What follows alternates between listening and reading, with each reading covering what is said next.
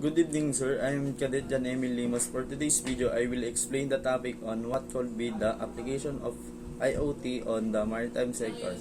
The maritime sector, a vital component of global trade and transportation, has long been at the forefront of technological innovation as industries continue to evolve. The integration of Internet of Things (IoT) technology promises to revolutionize maritime operations in unprecedented ways. By leveraging IoT, maritime stakeholders can enhance safety, efficiency, and sustainability across various pieces of the industry.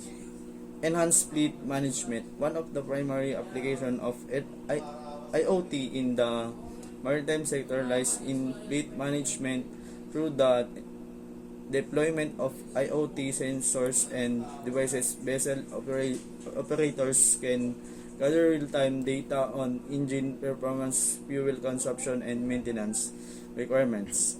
This data enables proactive maintenance, scheduling, reducing downtime, and optimizing operational efficiency.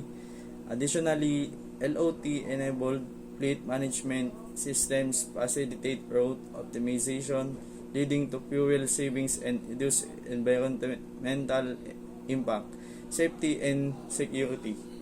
Safety in paramount in maritime operations, and IoT offers solutions to enhance maritime safety security. IoT sensors can monitor environmental conditions, detect potential hazards such as oil spills or approaching storms, and alert crew members real time.